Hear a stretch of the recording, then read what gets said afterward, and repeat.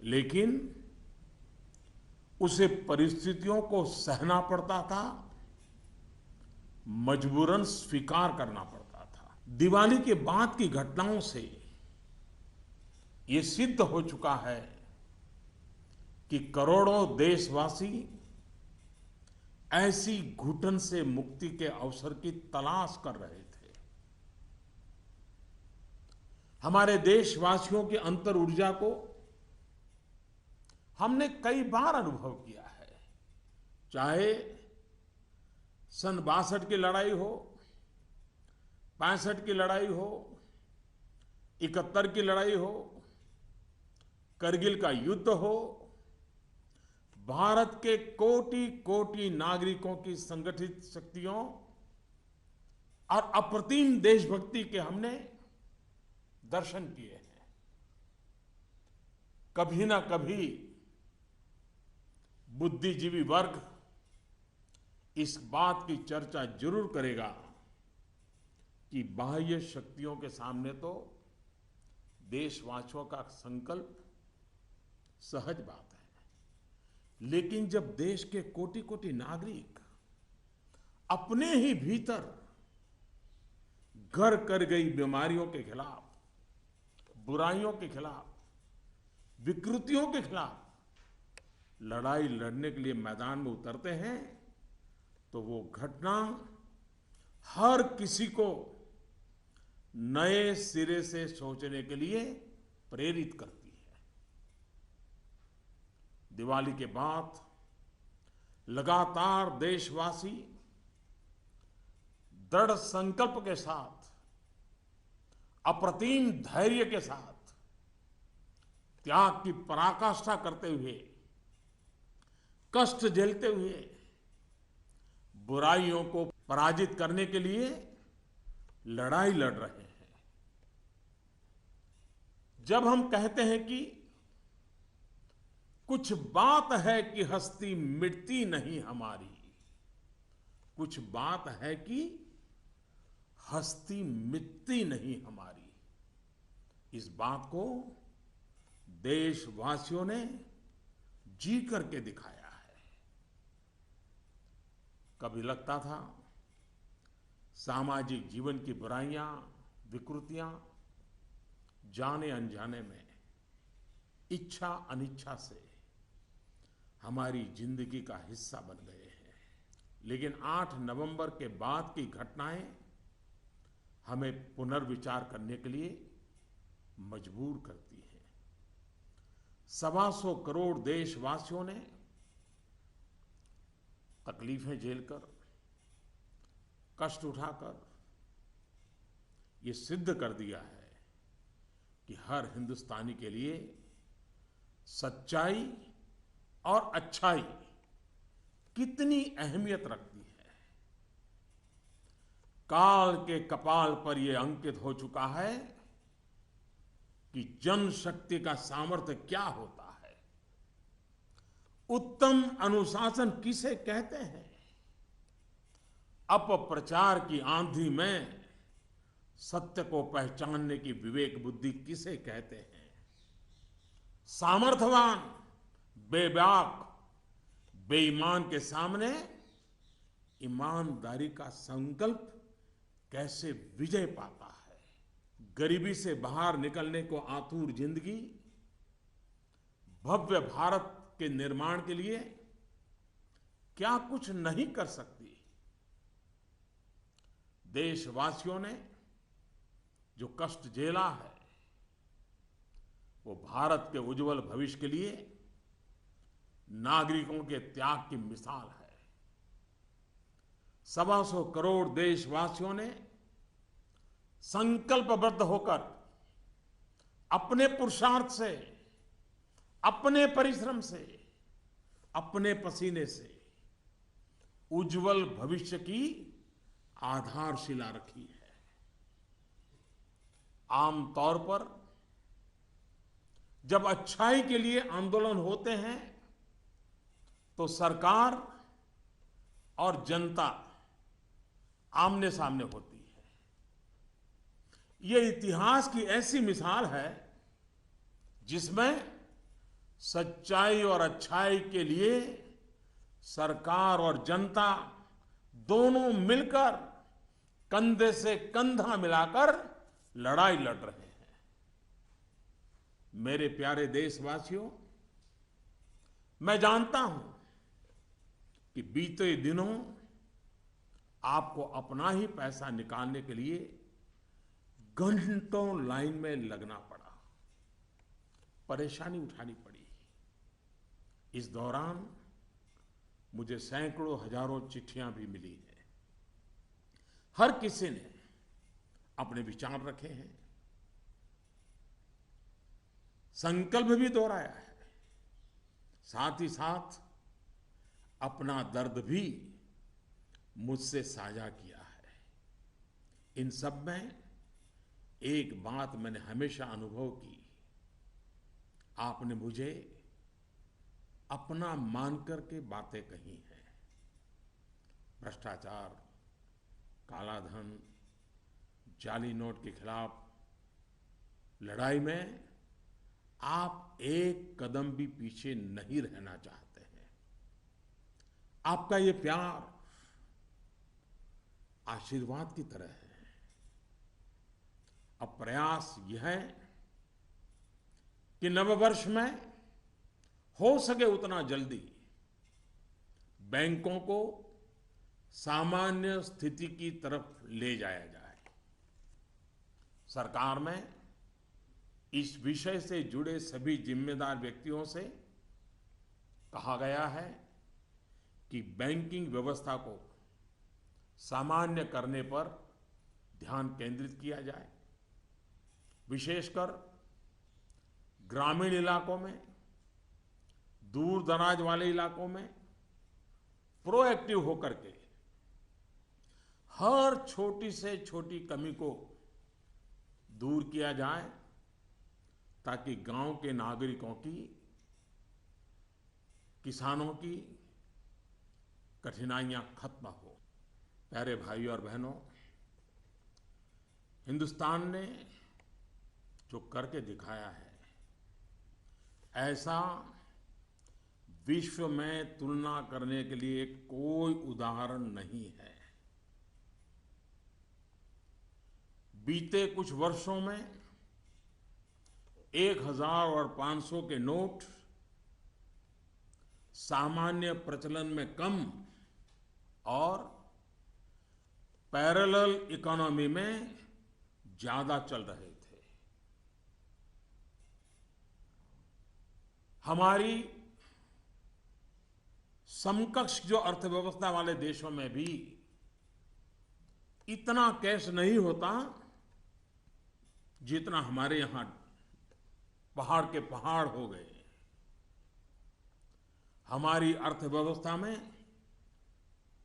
बेतहाशा बढ़े हुए नोट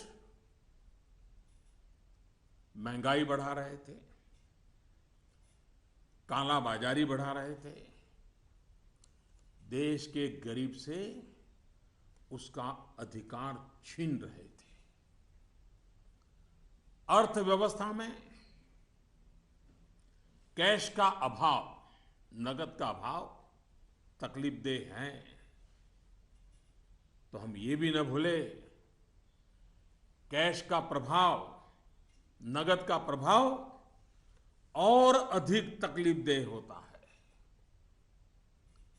हमारा ये प्रयास है कि इसका संतुलन बना रहे। एक बात में सभी अर्थशास्त्रियों की सहमति है कि कैश अथवा नगद अगर अर्थव्यवस्था से बाहर होते हैं तो विपत्ति है।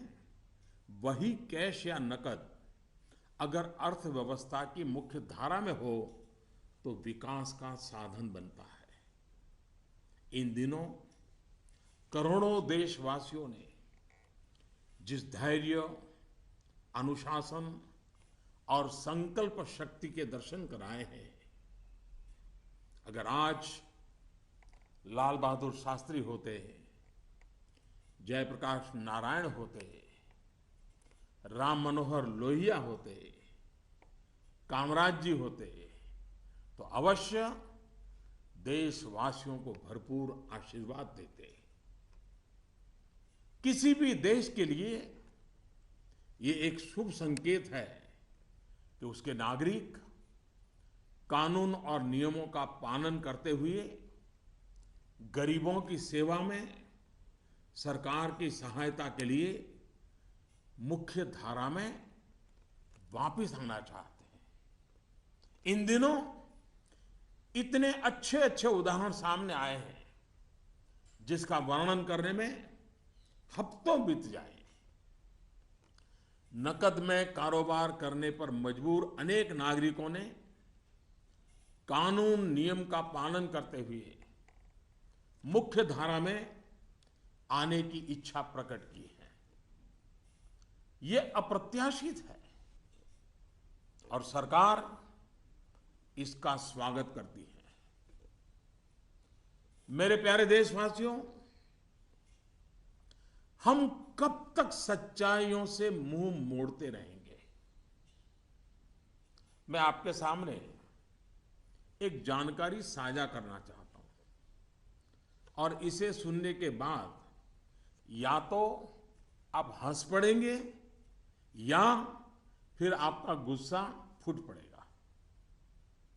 आपको जानकर के हैरानी होगी, सरकार के पास दर्ज की गई जानकारी के हिसाब से देश में सिर्फ और सिर्फ 24 लाख लोग ये स्वीकारते हैं कि उनकी आय 10 लाख रुपये सालाना से ज्यादा है। क्या किसी देशवासी के गले ये बात उतरेगी? आप भी अपने आसपास बड़ी बड़ी कोठियां, बड़ी बड़ी गाड़ियां देखते ही होंगे। देश के बड़े बड़े शहरों को ही देखें तो किसी एक शहर में आपको सालाना 10 लाख से अधिक आय वाले लाखों लोग मिल जाएंगे। क्या आपको नहीं लगता कि देश की भलाई के लिए ईमानदारी के आंदोलन को और अधिक ताकत देने की जरूरत है? भ्रष्टाचार, काले धन के खिलाफ इस लड़ाई की सफलता के कारण ये चर्चा बहुत स्वाभाविक है कि अब बेईमानों का क्या होगा, बेईमानों पर क्या बीतेगी, बेईमानों को क्या सजा होगी। भाइयों और बहनों, कानून कानून का काम करेगा, पूरी कठोरता से करेगा, लेकिन सरकार के लिए इस बात की भी प्राथमिकता है कि ईमानदारों को मदद कैसे मिले, ईमानदारों को सुरक्षा कैसे मिले, ईमानदारी की जिंदगी बिताने वालों की कठिनाई कैसे कम हो, ईमानदारी अधिक प्रतिष्ठित कैसे हो। ये सरकार सज्जनों की मित्र है और दुर्जनों को सज्जनता के रास्ते पर लौटाने के लिए उपयुक्त वातावरण को तैयार करने के पक्ष में है। वैसे ये भी एक कड़वा सत्य है कि लोगों को सरकार की व्यवस्थाओं, कुछ सरकारी अफसरों और लाल फीताशाही से जुड़े कटु अनुभव होते रहते हैं। इस कटु सत्य को नकारा नहीं जा सकता। इस बात से कौन इनकार कर सकता है कि नागरिकों से ज्यादा जिम्मेवारी अफसरों की है, सरकार में बैठे छोटे बड़े व्यक्ति की है। और इसलिए चाहे केंद्र सरकार हो, राज्य सरकार हो या फिर स्थानीय निकाय, सबका दायित्व है कि सामान्य से सामान्य व्यक्ति के अधिकार की रक्षा हो, ईमानदारों की मदद हो और बेईमान अलग थलग हो। दोस्तों, पूरी दुनिया में एक सर्वसामान्य तथ्य है कि आतंकवाद, नक्सलवाद, जाली नोटों का कारोबार, ड्रग के धंधे से जुड़े लोग, मानव तस्करी से जुड़े लोग, हथियारों के कारोबार में लगे लोग, ये सब लोग काले धन पर ही निर्भर रहते हैं। ये समाज और सरकारों के लिए नासूर बन गया है। इस एक निर्णय ने इन सब पर गहरी चोट पहुंचाई है। आज काफी संख्या में नौजवान हिंसा का रास्ता छोड़ मुख्य धारा में लौट रहे हैं। अगर हम जागरूक रहें तो अपने बच्चों को हिंसा और अत्याचार के उन रास्तों पर वापस लौटने से बचा पाएंगे।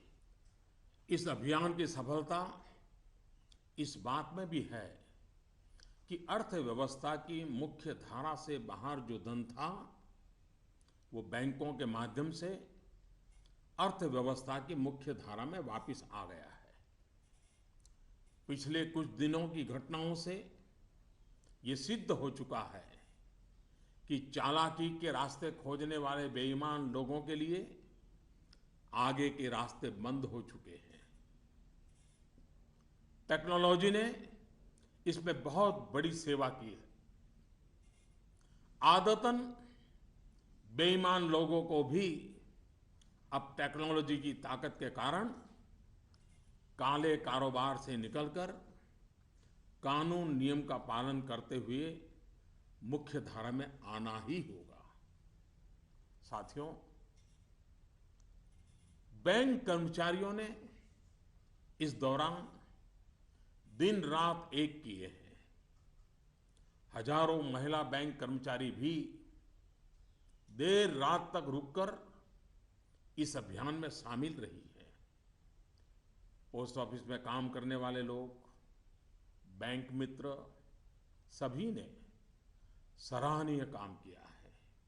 हाँ, आपके इस भगीरथ प्रयास के बीच कुछ बैंकों में कुछ लोगों के गंभीर अपराध भी सामने आए हैं। कहीं-कहीं सरकारी कर्मचारियों ने भी गंभीर अपराध किए हैं और आदतन फायदा उठाने का निर्लज्ज प्रयास भी हुआ है। इन्हें बख्शा नहीं जाएगा। भाइयों बहनों, देश के बैंकिंग सिस्टम के लिए एक स्वर्णिम अवसर है। इस ऐतिहासिक अवसर पर मैं देश के सभी बैंकों से आग्रहपूर्वक एक बात कहना चाहता हूं। इतिहास गवाह है कि हिंदुस्तान की बैंकों के पास एक साथ इतनी बड़ी मात्रा में, इतने कम समय में धन का भंडार पहले कभी नहीं आया था।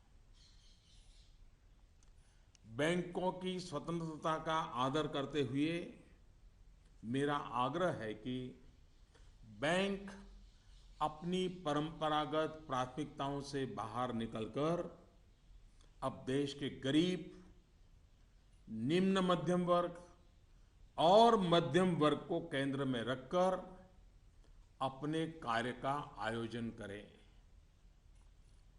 आज पूरा हिंदुस्तान जब पंडित दीनदयाल उपाध्याय की जन्म शताब्दी वर्ष को गरीब कल्याण वर्ष के रूप में मना रहा है, तब बैंक भी लोकहित के, गरीब कल्याण के इस अवसर को हाथ से न जाने दे। हो सके उतना जल्दी लोकहित में उचित निर्णय करें और उचित कदम उठाएं। जब निश्चित लक्ष्य के साथ नीति बनती है, योजनाएं बनती हैं, तो लाभार्थी का सशक्तिकरण तो होता ही है, साथ साथ इसके तात्कालिक और दूरगामी फल भी अवश्य मिलते हैं। पाई पाई पर बारीक नजर रहती है और इससे अच्छे परिणामों की संभावना भी पक्की होती है। गांव, गरीब, किसान, दलित, पीड़ित, शोषित, वंचित और हमारी महिलाएं जितनी सशक्त होगी, आर्थिक रूप से अपने पैरों पर खड़ी होगी, देश उतना ही मजबूत बनेगा और विकास भी उतना ही तेज होगा। सबका साथ, सबका विकास, इस ध्येय वाक्य को चरितार्थ करने के लिए नववर्ष की पूर्व संध्या पर देश के 125 करोड़ नागरिकों के लिए सरकार कुछ नई योजनाएं ला रही है। दोस्तों, स्वतंत्रता के इतने साल बाद भी देश में लाखों गरीबों के पास अपना घर नहीं है। जब अर्थव्यवस्था में काला धन बढ़ा तो मध्यम वर्ग की पहुंच से घर भी खरीदना दूर हो गया था। गरीब, निम्न मध्यम वर्ग और मध्यम वर्ग के लोग घर खरीद सकें, इसके लिए सरकार ने कुछ बड़े फैसले लिए हैं। अब प्रधानमंत्री आवास योजना के तहत शहरों में इस वर्ग को नए घर देने के लिए 2 नई स्कीमें बनाई गई हैं।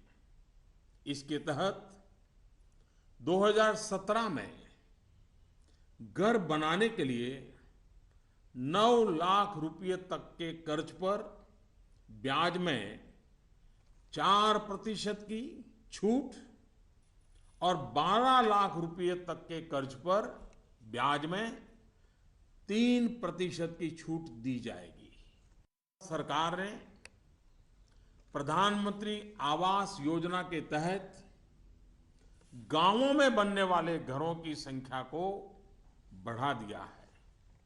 यानी जितने घर पहले बनने वाले थे उससे 33% ज्यादा घर बनाए जाएंगे।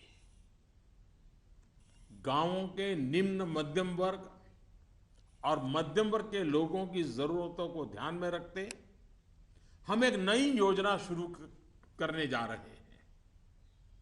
2017 में गांव में रहने वाले जो लोग अपने घर का निर्माण करना चाहते हैं या पुराने घर में कोई विस्तार करना चाहते हैं, 1-2 कमरे और बनाना चाहते हैं, ऊपर एक आध नई मंजिल बनाना चाहते हैं, उन्हें 2 लाख रुपए तक के ऋण में 3% ब्याज की छूट दी जाएगी। दोस्तों, बीते दिनों चारों तरफ ऐसा वातावरण बना दिया गया था कि देश की कृषि बर्बाद हो गई है। ऐसा वातावरण बनाने वालों को मेरे देश के किसानों ने करारा जवाब दिया है। पिछले वर्ष की तुलना में इस वर्ष रबी की बुआई में 6% ज्यादा वृद्धि हुई है। फर्टिलाइजर भी 9% ज्यादा उठाया गया है। सरकार ने इस बात का लगातार ध्यान रखा कि किसानों को बीज की दिक्कत ना हो, खाद की किल्लत ना हो, कर्ज लेने में परेशानी ना आए। अब किसान भाइयों के हित में कुछ और अहम निर्णय भी लिए गए हैं।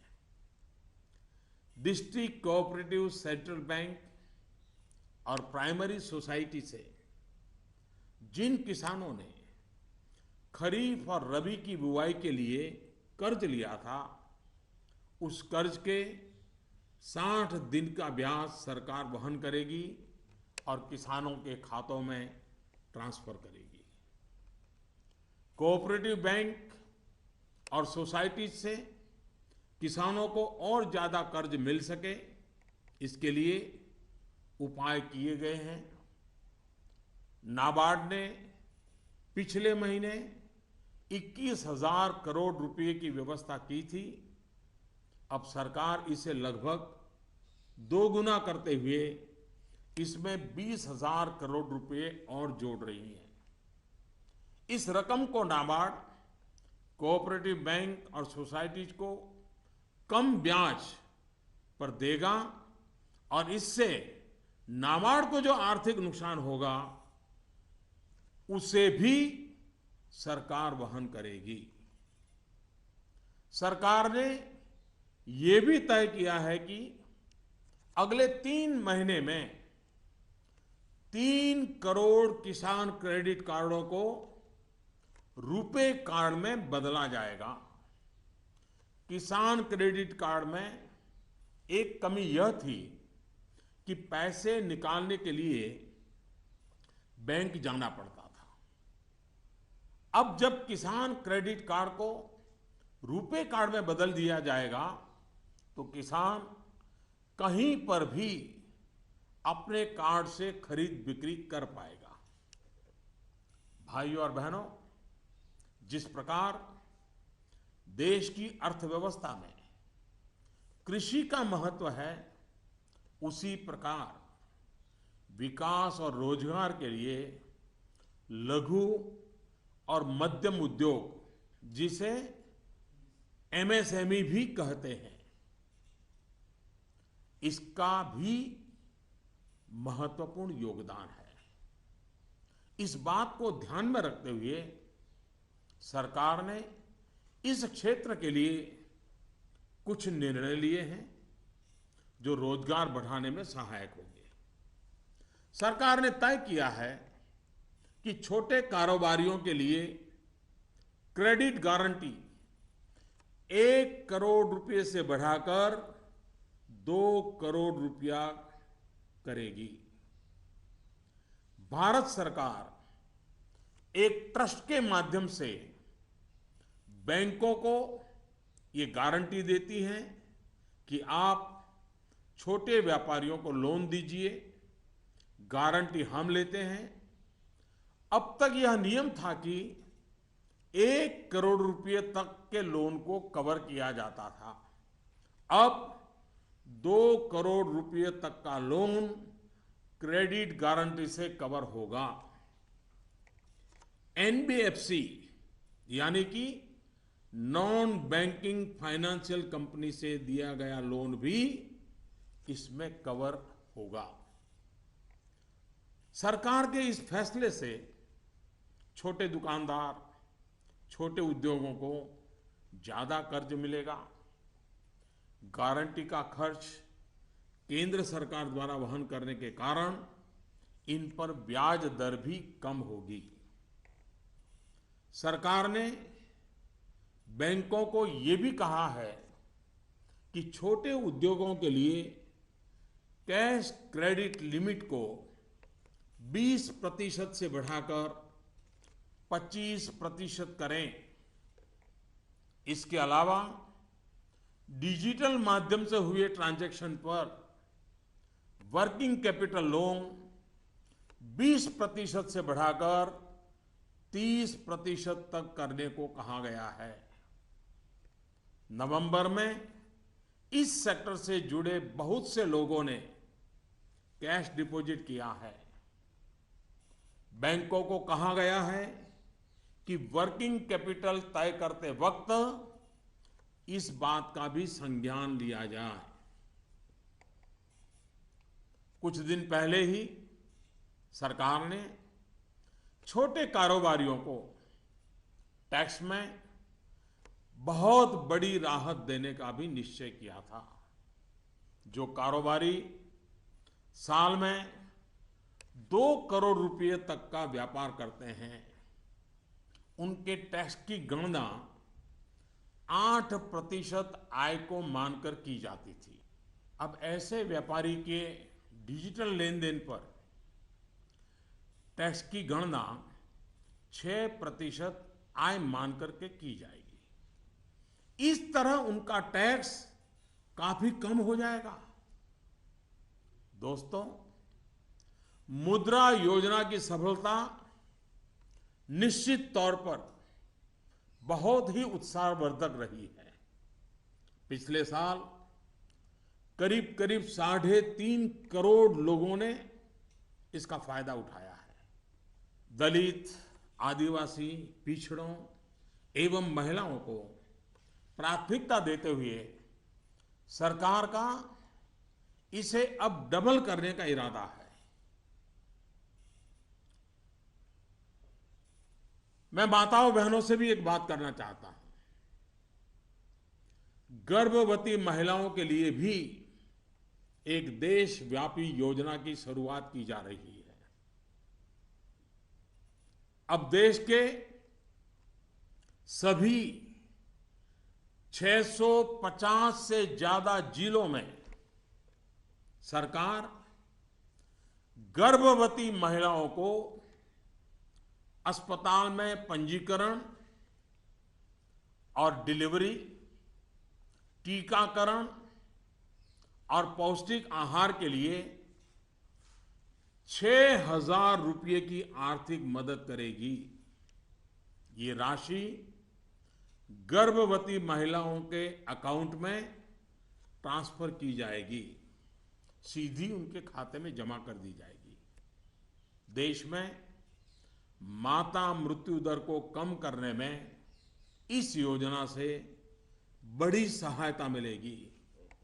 वर्तमान में ये योजना सिर्फ 4,000 रुपये की आर्थिक मदद और पायलट प्रोजेक्ट के रूप में सिर्फ 53 जिलों में चलाई जा रही है। भारत में सीनियर सिटीजन्स, वरिष्ठ नागरिकों की संख्या भी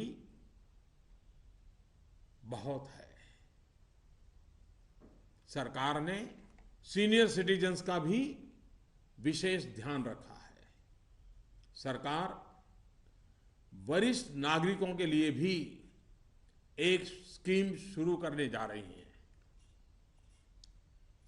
बैंक में ज्यादा पैसा आने पर अक्सर बैंक डिपॉजिट पर इंटरेस्ट रेट घटा देते हैं। वरिष्ठ नागरिकों पर इसका प्रभाव ना हो, इसलिए 7.5 लाख रुपए तक की राशि पर 10 साल तक के लिए सालाना 8% का इंटरेस्ट रेट, ब्याज दर सुरक्षित किया जाएगा। ब्याज की ये राशि वरिष्ठ नागरिक हर महीने प्राप्त कर सकते हैं।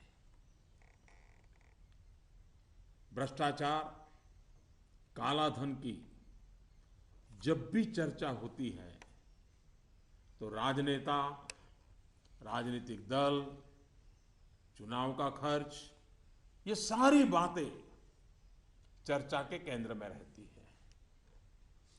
अब वक्त आ चुका है कि सभी राजनेता और सभी राजनीतिक दल देश के ईमानदार नागरिकों की भावनाओं का आदर करें, जनता के आक्रोश को समझें। ये बात सही है कि राजनीतिक दलों ने समय समय पर व्यवस्था में सुधार के लिए सार्थक प्रयास भी किए हैं। सभी दलों ने मिलकर के स्वेच्छा से अपने ऊपर बंधनों को स्वीकार किया है। आज आवश्यकता है कि सभी राजनेता और सभी राजनीतिक दल होलियर देन दाऊ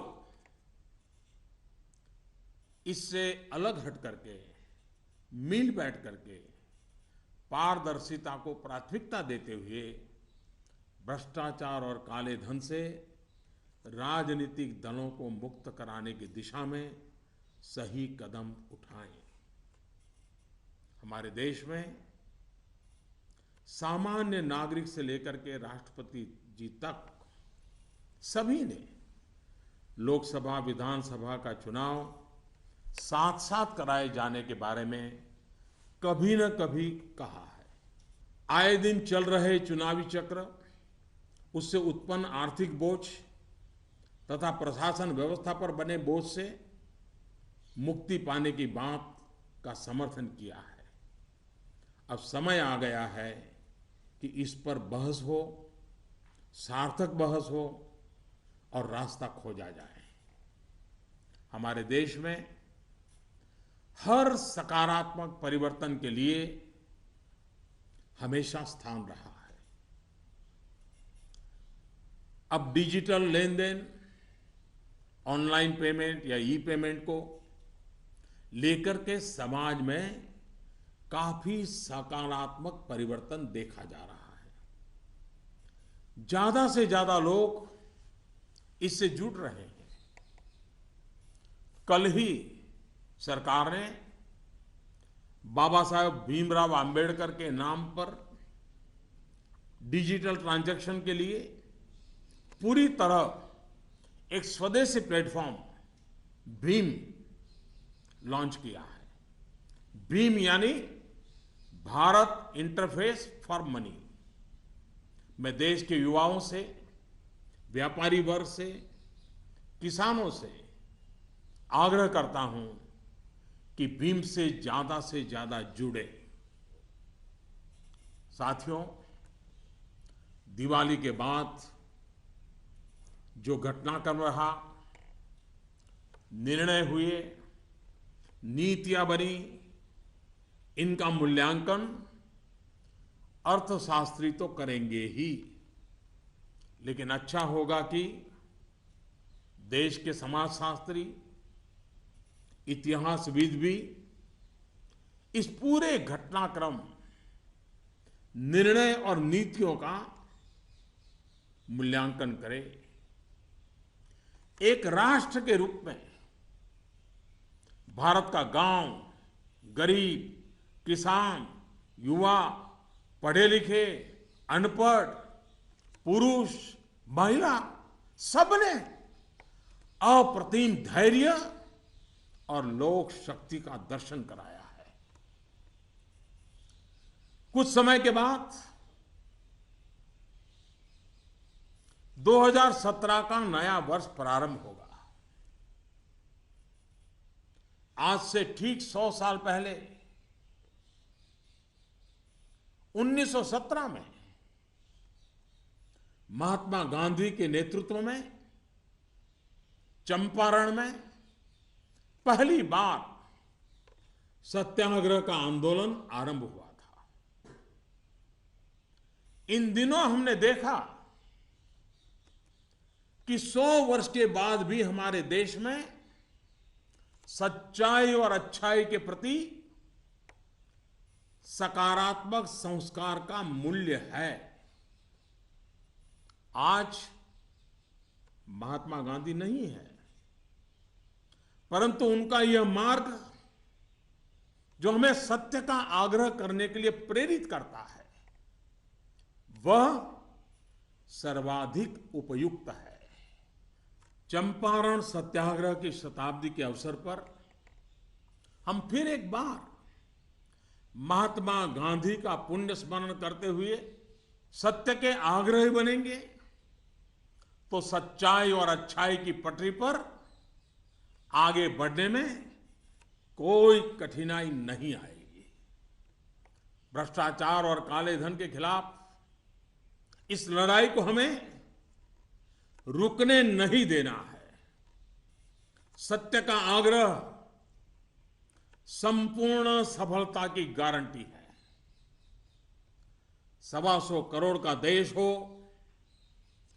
65% जनसंख्या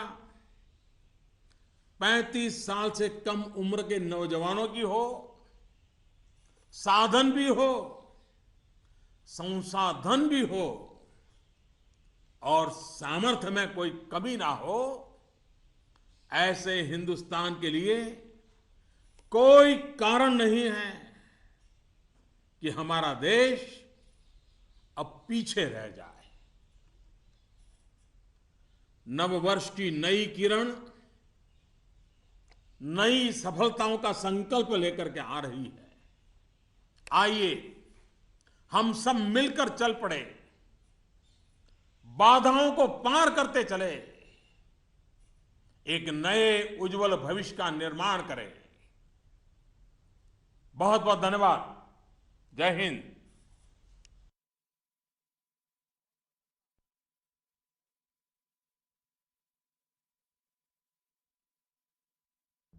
My fellow citizens, Namaskar. In a few hours, we will be ushering in the new year of 2017.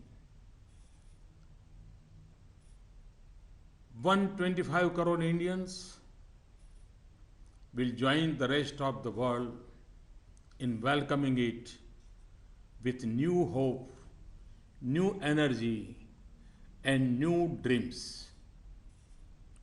Since Diwali, our nation has been witness to a historic rite of purification. The patience, discipline, and resolve displayed by 125 crore Indians will play a critical role in shaping the future of the nation for years to come. In God's creation, humans are endowed with fundamental goodness. With time, the distortions of badness creep in. People feel suffocated in a bad environment and struggle to come out of it. Corruption, black money, and counterfeit notes had become so rampant in India's social fabric that even honest people were brought to their knees. People were forced by circumstances in defiance of their inherent goodness. It seemed at times that the evils and corruptions of society, knowingly or unknowingly, intentionally or unintentionally, had become a part of our daily lives.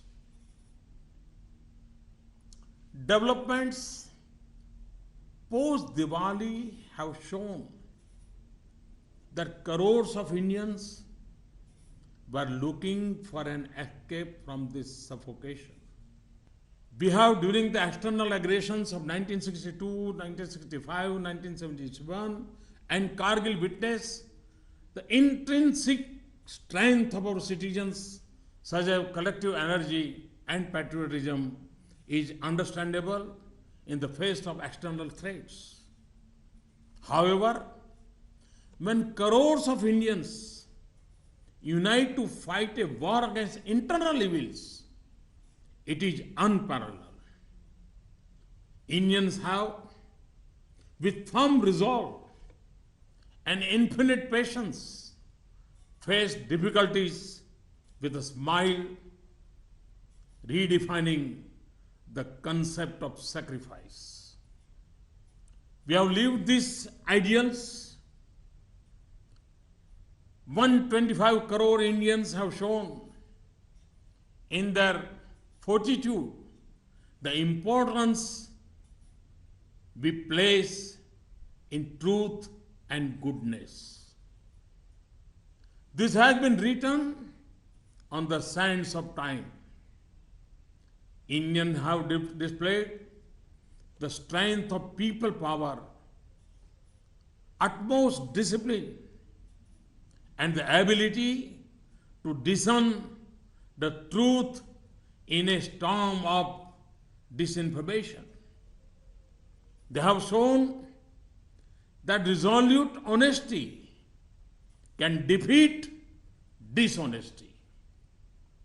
They have shown how much even people trapped in poverty are willing to do to build a glorious India. The people, through persistence, sweat, and toil, had demonstrated to the world an unparalleled example of citizens' sacrifice for the brighter future of nation. Usually, when people's movements have arisen, the people and the government have been at loggerheads. It is historic that both the people and the government are on the same side in this battle against evil. The government is well aware that in this period you had to queue up and face difficulty in withdrawing your own money. I received letters from many people. They have shared their pain and sorrow with me, but also emphasized their support. You have talked to me as one of your own. In this fight against corruption and black money, it is clear that you wish to walk shoulder to shoulder with us. For us in government, this is a blessing. My effort is to take the banking system to normalcy as fast as possible in the new year. I have asked all concerned officers in the government to focus their attention to this task. They have especially been told to proactively resolve the problems in rural and remote areas. Friends, there is no precedent globally to what India has done. Nations similar to us do not have the amount of currency that we had. Over the last 10 to 12 years, 500 and 1000 rupees currency notes were used less for legitimate transactions and more for parallel economy. The excess of cash was fueling inflation and black marketing. It was denying the poor their due. Lack of cash causes difficulty, but excess of cash is even more troublesome. Our aim is to achieve a balance. Economists agree that when cash is outside the formal economy, it is a cause of worry. When it joins the mainstream, it is an opportunity for development. I'm sure if great sons of India like Jayaprakash Narayan, Lal Bahadur Shastri, Ram Manohar Lohia, Kamaraj ji had been present today, they would have applauded the patience, discipline, and resolve of our countrymen. In the past few weeks, there have been many gratifying instances, it would take weeks to list them. It is a healthy trend for any nation when the people wish to join the mainstream, abiding by the law and helping the government in serving the poor. Friends, how long will we overlook facts that stare us in the face? I wish to share some information with you which will either make you laugh or make you angry. According to information with the government, there are only 24 lakh people in India who accept that their annual income is more than 10 lakhs rupees.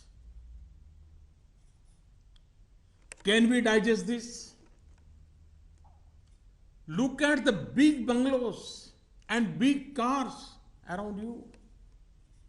If we look at any big city, it would have lakhs of people with annual income of more than 10 lakh. Do you not feel that for the good of the country, this movement for honesty need to be further strengthened?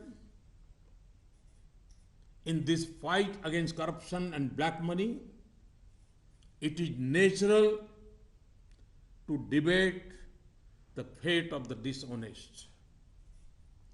What punishment will they get? The law will take its own course with its full force.